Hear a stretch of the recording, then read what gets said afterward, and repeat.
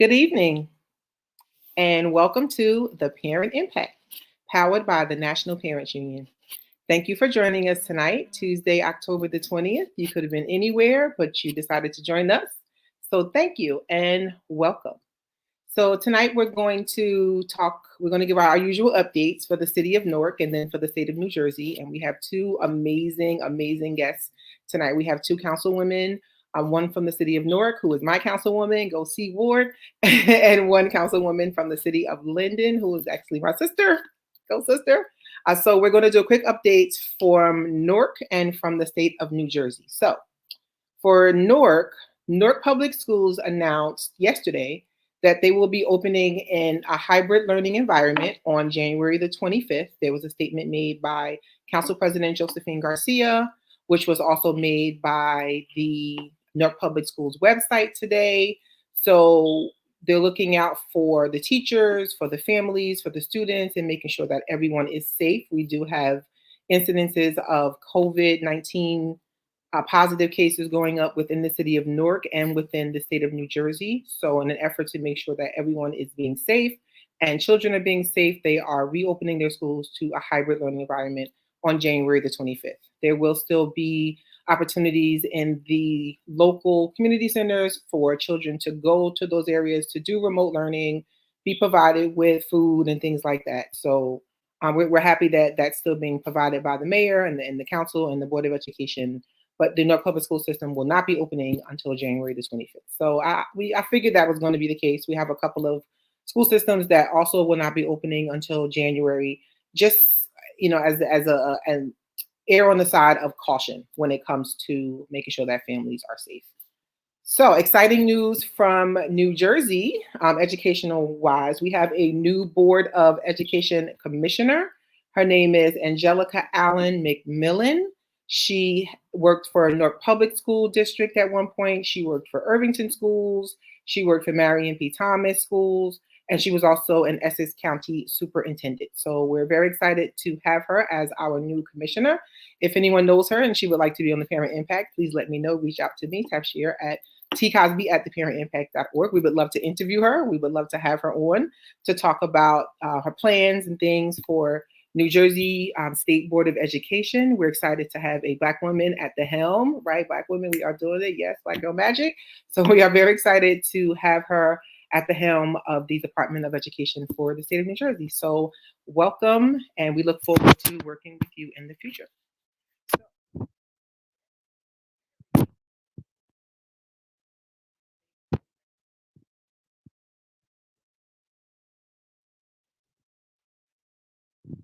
LaMonica Mciver, who has graciously joined us tonight, and also Councilwoman Rashana. So thank you, ladies, for joining us tonight on the Parent Impact. Thanks for inviting us. Good evening. Thank you. I think you're on mute, Councilwoman. Which one? Oh, Councilwoman Mciver. I know. I was about to say, which one is it me? But then I heard Councilwoman Cosby. So first of all, thanks for having me. It's a pleasure being here. Pleasure being here with Councilwoman Cosby. Thank you so much for having me. Thank you. Thank you. I love that you guys are here. As we talk, a little bit behind the stage, I was saying that, I don't see you two ladies, you are elected officials, but I don't see you as politicians. I see you everywhere, right? I say all the time, like, you are literally the hardest working woman in the city of Newark. Like, you are all over the Central Ward city. You work so hard for constituents and families, and it really is appreciated by the constituents in your ward. I'm a little biased because I am a Central Ward resident, so I'm like, I have a fantastic councilwoman, so I'm excited to have you on the show. And then Rashana, you're my sister, so we've been in this a long time. Like, we've been doing this for a minute. I'm the right hand, so you know how we get down. So right now we're in the throes of get out the vote, right? We have about 16 days until the November 3rd federal election. We are electing state leaders, depending on the state, depending on the part of New Jersey you live in. We are electing the President of the United States on November the 3rd. And I know for me, when I think about voting, right, it's visceral for me. I think about the feeling that I get when I think about going out to vote. I think about memories of my mom going to vote, going to the school across the street from our house voting, going. She used to vote at the senior citizen building, right? She'd take us with her. Mhm. We watch her like pull the ballot down and do all those things. So I know for me, when I think about voting, it's a very visceral response, and it just takes me back to even my first time voting, right? I'm going to date myself here, but my first time voting in the presidential election was in 1992, and I voted for Bill Clinton the first time. Just that feeling of having the information, knowing that I was doing my civic duty and making sure that my vote was being counted in the elections is just a really exciting time for me. So I wanted to talk to you ladies about your earliest voting memory, right? Whether it be with your family or by yourself. And we'll start with Councilwoman Mciver, and then we will go to Councilwoman Cosby. So, like, what is your Okay. earliest voting memory? So I can't remember the year exactly, but I know that I was super excited to vote. I definitely went with a group of campaign workers at the time. I've been working on campaigns since fifth grade because Raz Baraka was my teacher. And so when I met him, he was running for office, which he ran like 1,000 times and lost. It was so hurtful for us to lose so many times before he was elected to councilman. But we had fun. We loved doing it. It was something for us young people to be involved in positive. But each time working on the campaign, I was always sad that I could never vote because you're a kid. You're like, oh my God, I want to go vote. You could tell everybody about it, but you want to go vote yourself. Right. And finally, the time came, and I'm like, yes, I'm going to vote. I just felt so empowered, and I felt really like a grown person. You always want to be grown. Like when I was young, I just wanted to be grown. I wanted to be grown up, and literally the day came when I was able to go vote, and I just really felt like, wow, I really feel empowered. I really feel like, I really made a difference because I went in and I did something like my mom would say, like the big girls do, and I went in and I voted, and I felt really good about that. So that's the one thing I remember was feeling empowered and strong for doing that. Awesome. Thanks for sharing. I didn't know you were, so involved at such a young age, right? We definitely need to make sure that we have more of our middle school students, elementary students, and high school students involved in these conversations and really making sure that they are civically engaged, right? It definitely makes it. Even if they can't vote, like you said, they're still talking to their parents about voting, right? And they still keep that feeling of excitement, through their lives when they actually are able to vote. So thank you for that. Councilwoman Yep. Hi. So voting. I remember going behind the green curtain and pulling down the actual lever, and it was so exciting. And the old ladies knew my name when I walked to the senior citizens. Actually, it was a senior citizen. Yeah. I want to say I voted for the governor in New Jersey, and Tom Keene won for whatever reason in 1989. Okay. I know I didn't vote for him. Okay. Wow. Yeah, no, it was I've been voting since I could vote. And I remember it's funny because Sheila Oliver is the lieutenant governor or whatever. So when I was an adult and I lived in East Orange, I would see her little posters in the beauty salon window, and I'm like, oh, who is she? So I would ask people. And I feel like that's what a lot of people are starting to do more of, to reach out to folks and ask questions. And that's so important because signs don't vote. And if you want to know really about the candidate, ask someone who is actually in tune and it hasn't just thrown up a sign. So voting is exciting and it's very, very important. Agreed. For everybody, right? Yeah. It's important to be involved in it, especially as young people. We really want to galvanize our 18 to 34-year-old demographic, right? We show that a lot of times that demographic actually does register to vote, but for whatever reason, they just don't actually go out and cast a ballot. So we want to make sure that we are engaging them, that we are having conversations with them. We are making sure that they have the resources that they need to be able to know how to vote, right? Especially now because in New Jersey, we have 5 different ways, that we can actually vote. I've been telling all my New Jersey folks, like, there's no excuse. You have 5 ways, right? You can drop your ballot in the ballot box. You can drop your ballot in the mail. You can take your ballot to the clerk's office. You can bring it on November the 3rd in person. And you can also fill out a provisional ballot when you're actually there. So, like, there is no excuse for people in New Jersey not to cast a ballot. There's literally no excuse. So let's talk a little bit about your journeys into becoming public servants, right? I know, LaMonica, you said that, Councilwoman, you said that you have been doing this for a very long time when you were a youth. So tell us a little bit more about your journey, not just from from working on campaigns for Ras Baraka to now like putting yourself out there in the arena of running for an elected official. So for me, politics and working in politics kind of saved my life. I was a very troubled child, and folks like look at me like, "Oh my God, you were?" Yes, like I literally used to get suspended from school every day, and literally my mom would be so upset with me. She would say, "I ain't even taking you back because all you gonna do is get suspended by the end of the week again." I used to be so sad because I just wanted to go to school and be disruptive, and so for me, meeting a person like, Ras Baraka at the time, and a lot of young people from my community, my neighborhood, we were just involved in things we shouldn't be involved in, like fighting, hanging out. When we got introduced to the civic engagement part of the politics and being involved, I just was like, wow, this is kind of cool. Like, I like doing this. I like having somewhere to go. I like running up to the headquarters after school and, engaging people to get out the vote and voter registration, because those were my two babies, like coming up into the campaign. And I did that for a long time through all of our campaigns of losing. Even though we lost, it still was a great experience, and it still involved us having community involvement, speaking to people in our communities about getting registered to vote. Well, that's an ongoing thing. It's not just tied to particular campaigns. So it was something that we did all the time, and that led to community events like food giveaways and clothing drives. And so through that whole entire process, at some point when I became grown, 18, I decided to start a nonprofit organization. And so my nonprofit was geared towards helping young girls and young women develop and seek life skills that would help them become successful.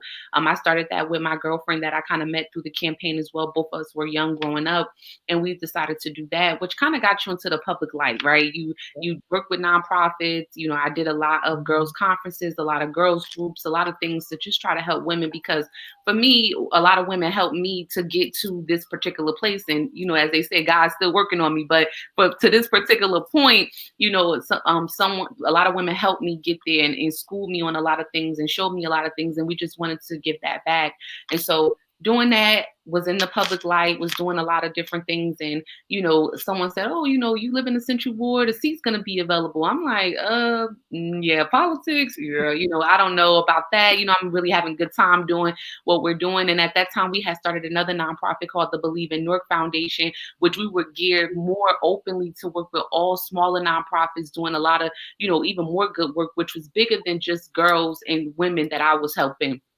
And we were having a good time. And, the mayor said to me, like, well, what's the difference between what you do now versus like, what you're going to do as a council person? I'm like, oh, a lot, I don't want to be, subjected to being held. So, I thought about it for a while. And one of the things that really sparked me into my journey to really take this role and do this job was, one, because I was going to be the youngest person elected, the youngest person, the youngest woman. And I'm like, oh, I could really try to get more young people to get engaged into this. And Ms. Cosby, even everything we've been doing to try to get young people to be engaged in what council people do, from the council member for a day and all of those, good things. But even women that are just 30 and 40 years old, I mean, people always think it's like younger people who don't know about politics. No, there are people that are in their 30s and 40s who are just like, oh, I ain't voting, I ain't doing that. Like, I don't do politics. Like, oh, you don't do politics.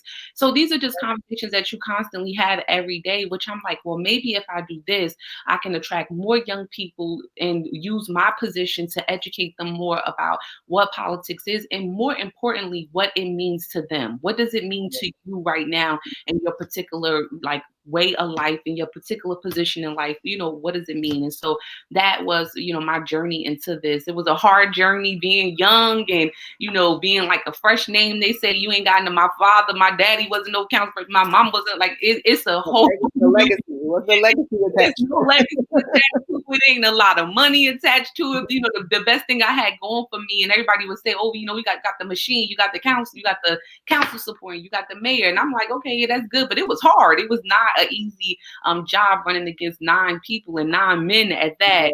to run for a seat and being compared to the person that I've, vacated the seat from running. It just was a hard work, but I'm happy. I'm happy to be here, happy to be doing this, and definitely more so happy just to be spending the time to get more young people involved and trying to get, more people just to see why they need to get out to vote and then hold those people accountable, not just go inside of the polling place and then leave like I'm out. See you when you're running again. No, steady follow up, steady get involved in your community. So I'll stop there. I won't take up too much time. I can spend all day talking about that. I mean, it's so true that you speak about accountability even as an elected official, right? Right. A lot of sometimes elected officials, politicians, they shy away from saying like, hold me accountable, right? Like, these are the things I'm going to do. This is my plan, but I want to make sure that you know what I'm doing, so you can hold me accountable, right? When you see me in the street, like say, oh, Councilwoman, you told me you were going to do X, Y, Z, and you didn't do it, And I know for you, you are definitely for the people because you are always in our community. You are very approachable. People come up to you all the time and talk about the good work that you're doing. And, they tell you things that are happening in their community and you're like, I'm on it. You're like, I'm following up within 48 hours. I got you. Somebody from my office is going to call you. And that's the kind of accountability and leadership that we need to see across all of our avenues of elected officials. And I know, Rashana, you are the same way. Right. I know that you're very approachable in your town and your ward. You drive around, people see you, they talk to you, they call you all the time. Like, I have this tree that's growing, like I need my sidewalk fixed, they call you for all kind of crazy stuff. I'm sure they call you for the same thing, Councilwoman Mciver. So let's talk about your journey, Councilwoman Cosby, to the elected official position. To be an elected official, my journey was an accident, actually, having been there. Of course, I moved to this city and I got involved because I had small children and I started to volunteer immediately. And there's, little politics there. And I had a councilman. And so as a loyal voter, I moved to this city and it was time to vote. So I was loyal to my party. Sight unseen, I got my councilman reelected. Didn't know who he was. Thought he was a black dude because his name was Gene Davis, right? And I live in a black neighborhood. You try and call him up, no, he doesn't call you back. Like, it was a lot of stuff. And what happened was I felt like our community was being underrepresented. We had no information. Our form of government is a little bit different from what you all have in Newark. We are a strong council, weak mayor, which means the council essentially runs our government. Mm-hmm. So you have to parlay with the other folks to get anything done, right? Yeah.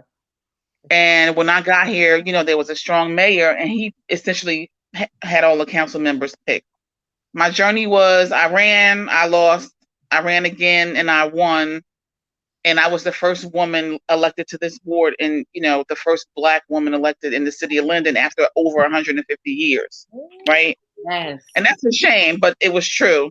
I didn't even think about that at the time because my goal was to make sure that our community was represented at City Hall and that we got programming and that we got our doggone streets plowed. That was a big thing over here. Like we're on the other side of the tracks, legit on the other side, and we weren't getting services. So I've been in this seat now. This is my 4th consecutive term, and I'm proud of my record. The first thing I did was get background checks for anybody working with our kids. Mm-hmm. And you sit there and you're like, well, you've been on council for 10 years and you didn't want anybody to background checks, so it's just, and I have to say this, women govern differently. Yeah. When I got on city council, I was only one of 2 women who was there. But the difference between her and I was that I wasn't bought and paid for, and I was independent. We wore the same party label, but my intentions were, I didn't have nobody tell me what to do and how to vote and what, like all like that. So yeah. I've got a lot of things done, but now, the tides have turned. There's a super majority. And, it's hard to get anything done, but I'm grateful to the city employees who are not bullied by the politics. They stand their ground and they do their job and they don't care who it is. Like, so that's one thing, but it doesn't go that way all the time. But I'm grateful to the employees who do, so that our neighborhood can, get the services that we need. Programming like Black History programs. You live in a city of almost 45% Black people. and there was never a Black History program Wow. ever. Yeah. Yeah. Terrible. Now, I love what I do, and we'll see what the future holds. Awesome.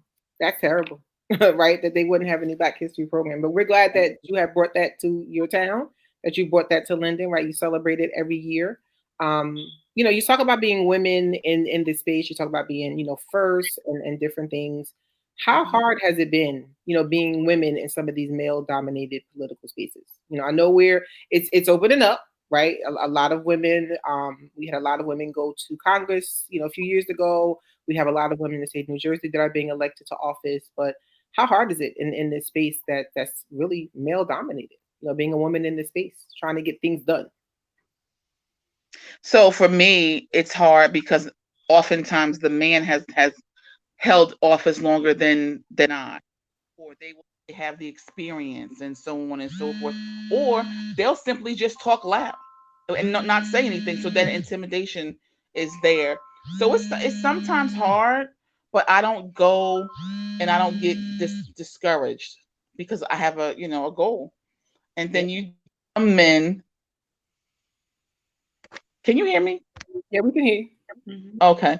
You have some men who, just because of their gender, get priority on certain committees and things like that. I'm like, you don't know anything about recreation. Just because you're a man, they're gonna give you recreation, and then we lack programming because that person has no experience, and for the sake of, they were given that appointment. So it's hard, but we don't let go. We don't give up. That's right. You got to do it for the people. Have you had that same experience in some spaces, Councilwoman? So I think for the most part, definitely. I guess for me, I'm battling two challenges, which is one, I always say being a woman is one, but then being young is a whole nother one. And so I'm battling two beasts at the same time. I said this a while ago at another event that I was at, and someone was asking me about like, oh, being in the male-dominated world. I mean, yeah, you struggle with the men, you struggle with the whole, piece of, having to step up, put some bass in your voice or even shut people down and, let them know what to do. But honestly, I have found a lot of problems with women as well in leadership, as well as just in general of being supportive. So I always say, you kind of dealing with a beast because us women, we're hard on us women and we're hard on one another. And I know that's not the question, but I get a lot of problems and on that front as well. On the municipal council itself, is only two women, which is very difficult to even puzzle together. Really? Yeah, it's only two women. I'm the second woman elected, to the council, for this particular term. And of course, we have a Councilwoman Crump, who is serving as our council president, who was the first ever Black woman elected to the city council. At some point when I was younger, working in politics, there was a time when we had four women that sat on the city council, like from four women to two, like literally, which is very shocking, to be able to puzzle, puzzle that and understand it. But it is definitely a challenge, but it's just, for me, it's a different challenge because I have to deal with being a newbie, being a youngin, as well as being a woman, like, which is just like, every time I say something like, oh, you got an attitude today. And no, I don't have an attitude today. Like, I'm just telling you what it is. Like, I'm sorry that if now I got an attitude because I'm young, they associate that with the attitude, but it's not. I'm just telling you what it is. And so, we just keep pushing, like Councilwoman Cosby said, we just keep pushing, what the goal is, what the work is. And for me, I have like accepted who I am, like, as far as I'm not gonna try to be anything that I'm not. I'm not gonna be soft spoken. I'm not going to not speak any slang because it makes you uncomfortable, and I'm not gonna show any attitude because it makes you feel uncomfortable. So, I just stick to my little self and do what I need to do to get my work done for my constituents, and that's really it. That's it, and we appreciate you, Councilwoman. I think your genuineness shines through. I think that people see that you are genuinely, here for us. You're here for the people. You do what needs to be done, and you have such a large ward, right? I mean, I think Central Ward, is the largest ward in the city. So your constituents range from, families to businesses to, I mean, you run the gamut of people who actually live within the boundaries of your ward, and you have to, figure out how to kind of like negotiate through all of those people. And I It's think the most diverse. Like, it's definitely different pockets of communities. I mean, when they come out with the redistricting, I'm like, I wonder how that's going to change, because there's a lot of people here in the Central Ward don't have to give some of this here. Like, let's see how it's going to work out. But it's definitely diverse. I think you're going to get more people. I think because you're so awesome, they give you more constituents. They're not less. They're going to actually give you more. They might even break into like the West Ward over here by my area and probably give you more people. So let's talk a little bit about voting, right? A lot of our urban communities, we talked a little bit about, people not having information about voting. All of these tricks that are out here happening across the country when it comes to voting, voter fraud and voter intimidation. Just this morning, I opened my eyes to a story that talked about, I believe it was in Ohio, that talked about ballot boxes being burned, right? People actually putting paper on fire in ballot boxes to be able to burn people's ballots, which is horrible and terrible. And I always tell people, they're trying so hard to stop us because your vote does matter.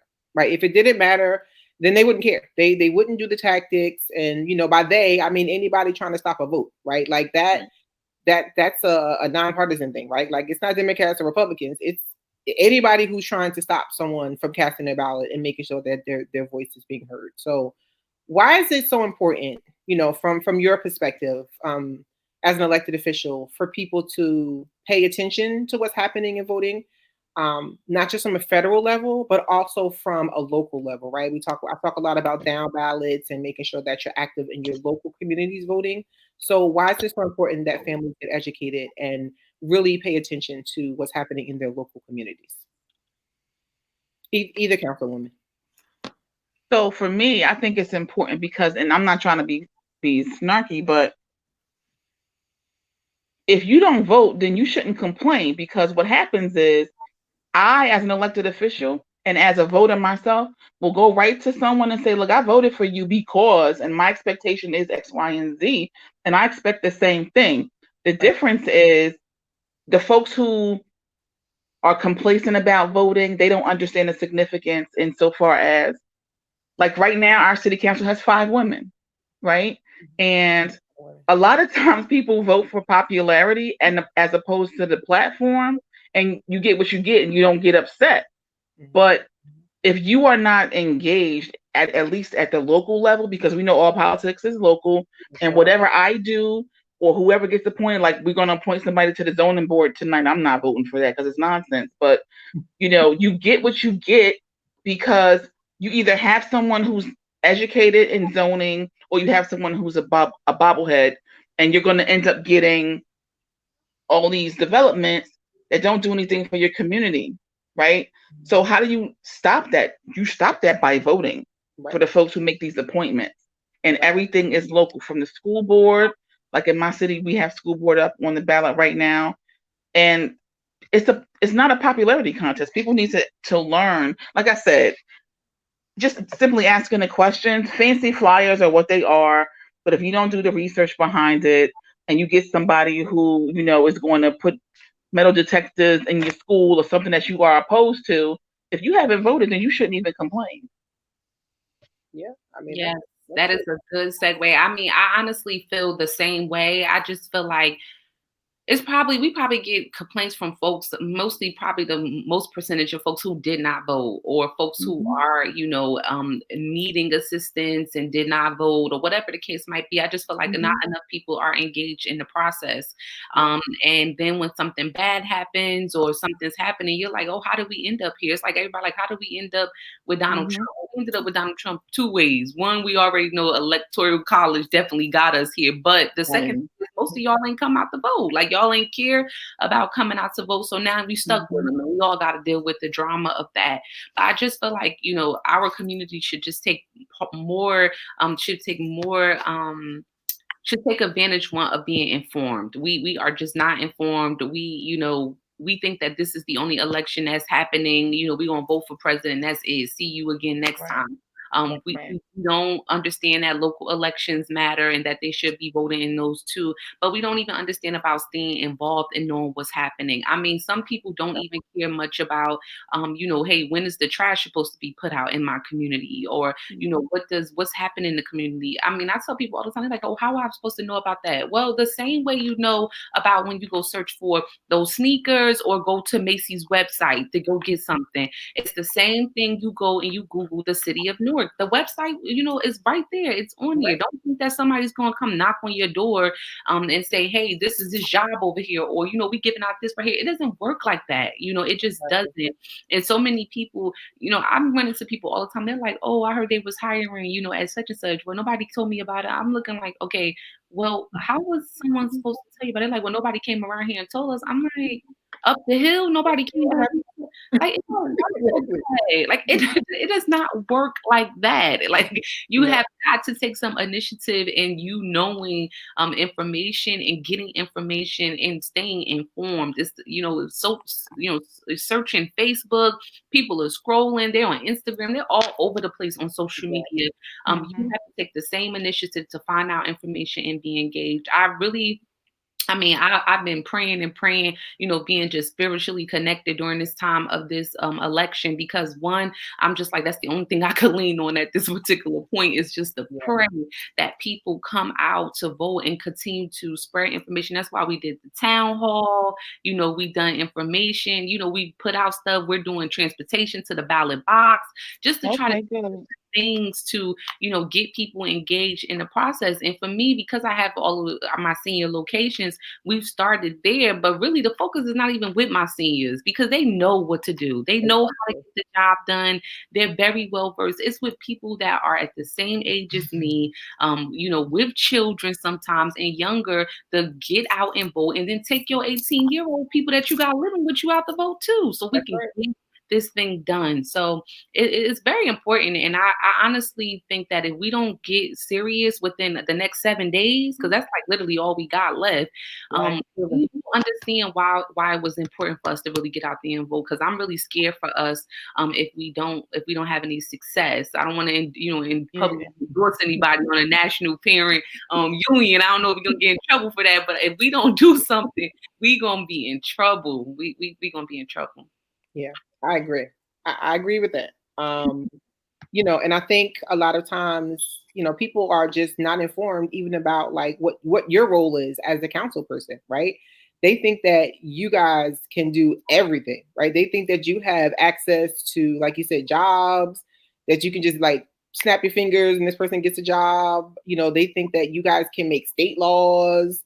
And I think it's education, right? Educate yourself about what your local official actually does, right? And how much power they have in the seat that they have. I know you two ladies, you go a lot of times above and beyond, what your actual role is, especially for like Councilwoman Cosby. She's actually in her town. It's actually a part-time job, right? But like she never does part-time work. It's literally full-time, 24 hours a day, talking to constituents, answering calls, because you just never know what's going to happen. And you never know when you're going to get one of your constituents to call and say, like, we have this problem or this thing is going on. So it's definitely about people educating themselves. So you are both parents. So I want to just kind of end this a little bit talking about remote learning. And how are you feeling about that? We've been at it now since March, right? A lot of the schools in the state are not opening up to do hybrid. They are closed remotely. So I wanted to talk to you a little bit about how do you feel about your children being remote, and also maybe one thing that you can think of when we're thinking about like reimagining education. Like what does a reimagining of education look like within our state? So I guess I'll start off. The remote learning was not really working for us. I have a 4-year-old. And so when all of this started happening, we don't really have roles where you can just like stay at home and, sit. We, at some point, like about a month and a half, it was kind of like, okay, we're enclosed and no one's doing anything, nothing we can do. And then we kind of started, getting on our feet here in the city. So we started having food giveaways and more tests. It just got really crazy really quickly, at the helm for our mayor who just was out here like slapping things left to right. But we needed to, I needed to have childcare, and I was blessed to have someone who was able to keep her while I was able to run around in these streets like every day. But I was like, okay, what's going to happen with a 4-year-old? The whole thing with getting online, it just was not working. Like they were, just to get her settled to like focus for like the 15 minutes they were on, it was just like a headache. So I was hearing that the school was going to go back and that they were thinking about it. So she goes to like a pre-K and a daycare together. So they have pre-K 3 and pre-K 4 there, along with little kids up to 6 months old. So they were talking about it. They surveyed the parents, asked what they wanted to do. I just wanted to make sure it was safe and what precautions they were taking to ensure that it was safe. And so they informed us that they were going back. And I was like, yeah. I'm like, let's see how that's going to go. We got information. They had like up to 10 kids up into a classroom. She's 4, so they have to wear a mask all day. There's no more group play. Some of the stuff they used to do as just young people, they don't even do that anymore. So it's just like they're at a little mini jail, like, just gotta stay to themselves. She comes home every day to tell me like, oh, Miss Tammy, she told us that, keep our hands to ourselves. Like, oh my God. And I'm like, yeah, you're not supposed to be touching on anybody's diet. But it definitely it's definitely just it's just different. It's really different. But I am thankful that she went back to school because it allows them to be social and just get what they need to get, as 4-year-olds. For me, in my household, coronavirus is like a second language. So literally, we've been speaking coronavirus since March, like literally every day. So we can be riding down the street and my daughter will see someone without a mask on and she'll just stop like, oh my God, did you see that man, Mom? He doesn't have a mask on. And I'm like, I know, like, I'm like, yeah, she should have a mask on. But, she just like, she says that to people, whatever she thinks, she says out loud. So literally, we can be going through City Hall and, she'll see someone like, oh, don't get too close to me, like coronavirus. I'm like, Zaya, they're just saying hello, it's okay, you got your mask on. But, it's just, it's very right. We're all conditioned to it now, right? Correct. And I don't tell her long. I just like let her go with it because I'm like, I ain't trying to confuse her because I want her to be in school, staying away from people and keeping the mask on. So I just, keep a straightforward thing with her. But I am, happy that she went back. I think for me, for education, some of the things that, I guess if we were in a normal state to see like I'm on the thing, excuse me. That's her, just came in when I she literally bust in. So I think one thing that I would like to see, one, is just how do we really prepare kids for what their future holds? And I mean that all spectrums around. I think getting more out of the habit of preparing kids to go to college and more into the habit of preparing them for what they want to do, what they want to see, rather that's trade or college. I just hope that we get there at some point. Of course, this coronavirus throws a whole dent into the work that we've already have been trying to do and get done, because now we're going to spend the next couple of years catching kids up, to this whole scene of this, but that's one thing that I would like to see. And if I could add a little piece to it, is one, putting a lot of more civics back into school, educating them on what the process is of government, getting them registered to vote, making that like, trying to make it like kind of a requirement a little bit of, getting yourself registered to vote, do the form. What's so hard about it? Just like driver's ed, same thing with voting. Let's do the same thing, with that. So those are my 2 wishes, and hopefully we get there. Yeah, absolutely. Especially now since we have voter registration online, right? I think I literally did like a happy dance for days when that came out. We've been waiting for that for so long. It took like 40 years to get there, like literally. Like, let's please people. I know our deadline was done October 13th, but like moving forward, like that is going to be a wonderful tool to have within our state. And I've been waiting for it, and I'm so happy to have it. It's so easy, right? You do it on your phone, takes a few minutes, put your information in, boom, registered. There you go. Keep it moving. Councilwoman Cosby, I know your babies are older. My niece and nephews are older. So. Yeah, so I just graduated an 18-year-old during the COVID, and in March he was like, "Well, mommy, I'm basically done." So he's a worker type B. He's like a hands-on. He'll come over, put the table together, do whatever he wants to do, and so he was okay graduating without all the pomp and circumstance and the blah blah. The only thing he missed was the whole after prom, the kids run to Wildwood or whatever. So he missed that. But there is a challenge for me with my 16-year-old. She's a junior, and our school starts at 7:45. So now with the remote, she's always late. Or, it's something I'm like, well, what's the problem? Because they get to stay up all night because I don't have to go anywhere. Right. And then you get into class and then she's sleeping. And so one of the things that I don't like is that there's still so much petty discipline on the virtual.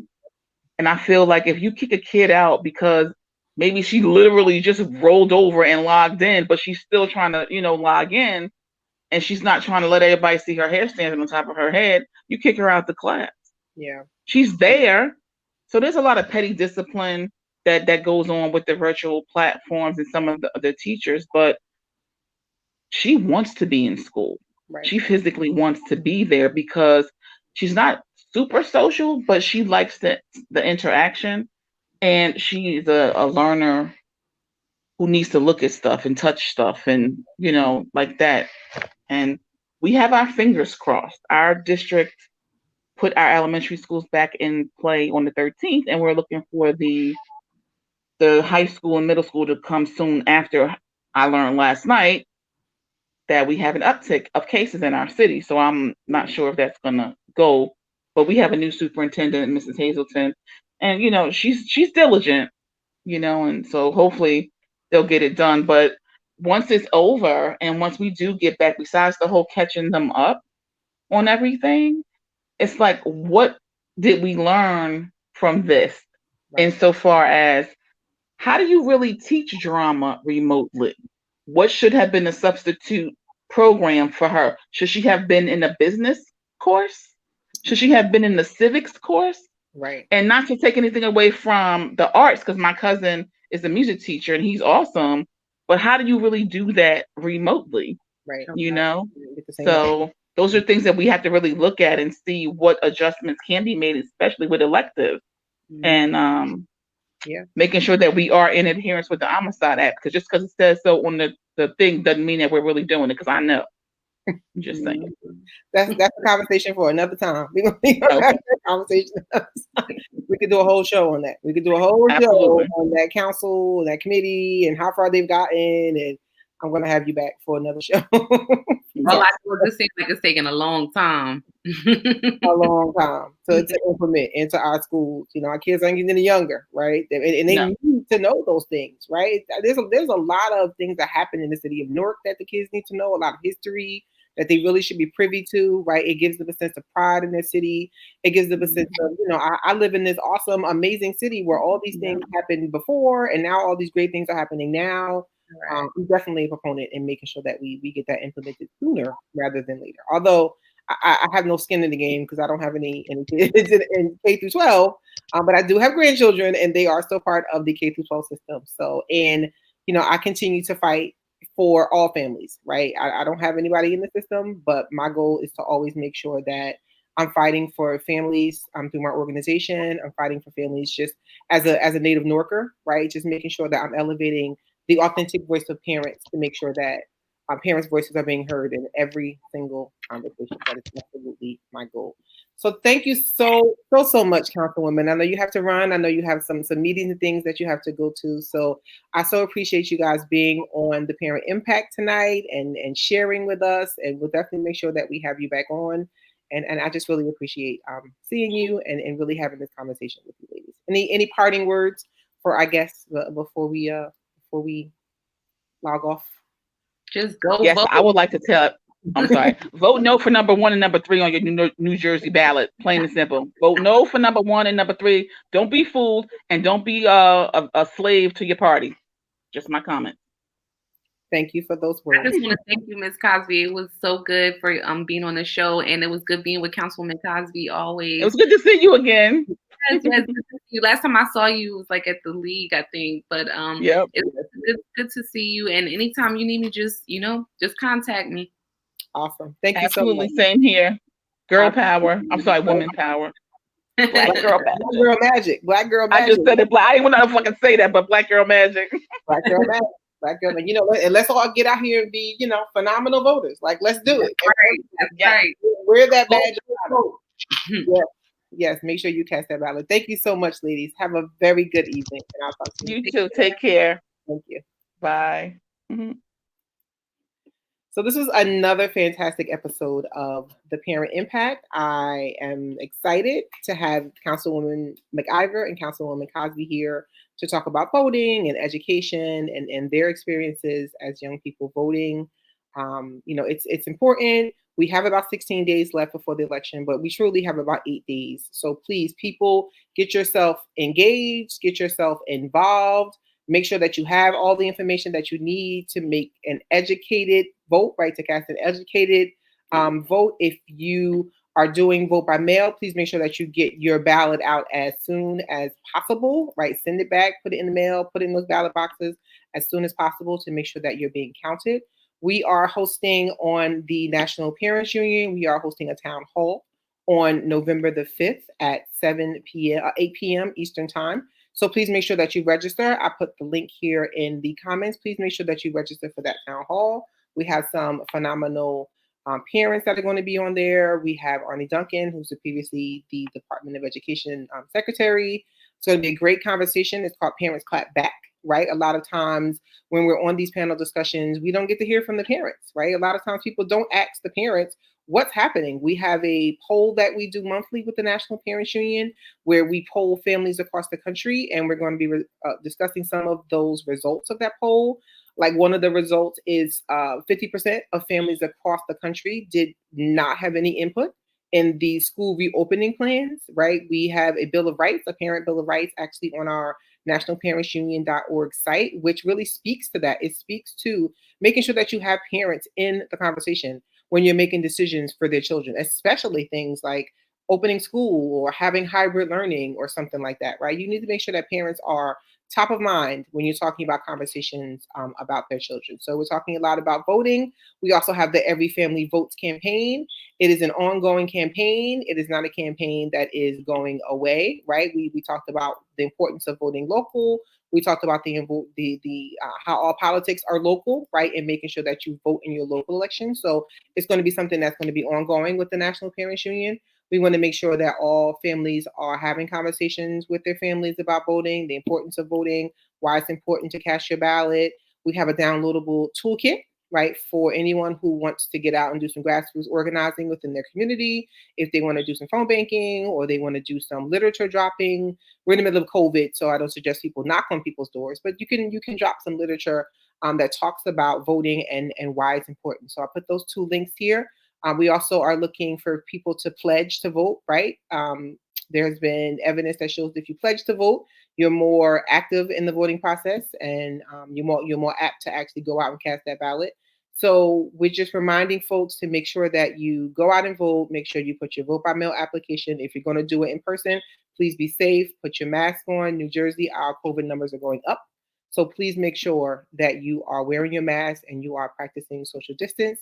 Please register for our town hall on November the 5th at 8 p.m. And please also make sure that you pledge to vote. Also, our membership is open. So if you want to join the National Parents Union, please do, right? We have parents who organize locally, but if we organize together nationally, we are a greater voice. We are a greater force together, coming together as parents, really making sure that our voices are being heard because we are the authentic voice of parents across the country, right?